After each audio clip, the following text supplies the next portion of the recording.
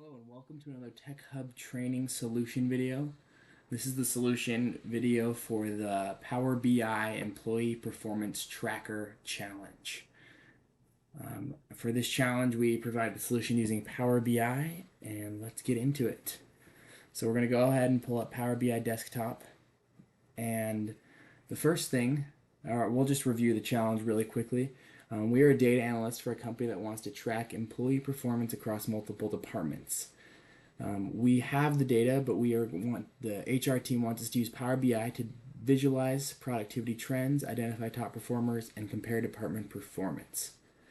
So the first thing we need to do is we need to upload the data. And you can do that by doing Get Data, and then you can click Excel Workbook, and then you'll select the sheet that you want to work from.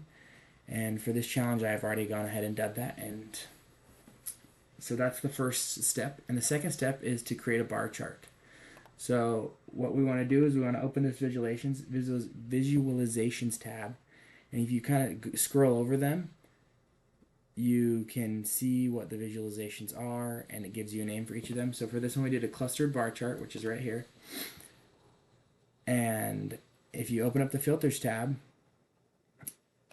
so what we want to do is we want to create we want to show which department is the most productive based off of tasks completed. So we drag the department section down to the y-axis label, and then the task completed into the x-axis. And we want to make sure that we're on sum here instead of average or minimum. That would give us the wrong answer. And we can see that the IT department is the most effective and has completed the most tasks. So the next thing that we want to do is we wanted to create a new visualization that is a table. This is going to show us the top 10 employees by performance rating. So we selected table, and in our columns we wanted to bring in employee name and then sum of performance rating. So for this one, actually we want to do don't summarize, because there is nothing to sum. There's only one rating for each employee. So even if you did sum, you would get to the right answer.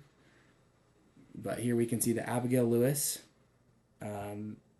is the top performer. And then to filter, we go into this on the filters tab. We go into employee name, and we want top 10 by summer performance rating.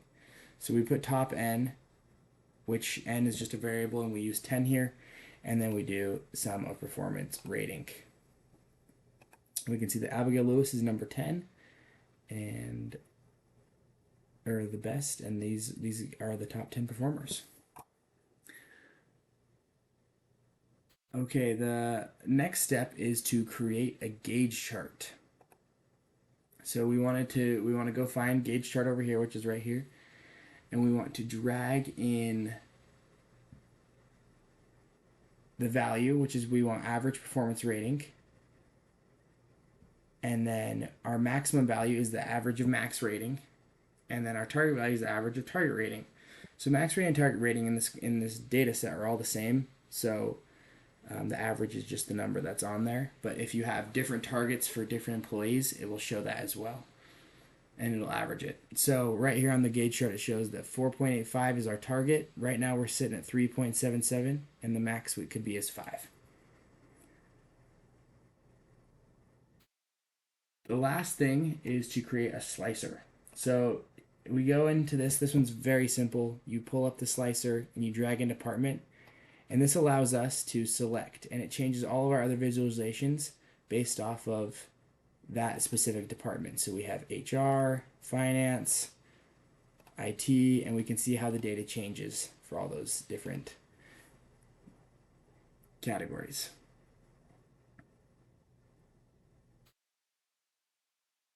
And that is everything for this challenge. I hope you enjoyed this challenge, and we will see you next time here at TechHub Training. Thank you so much.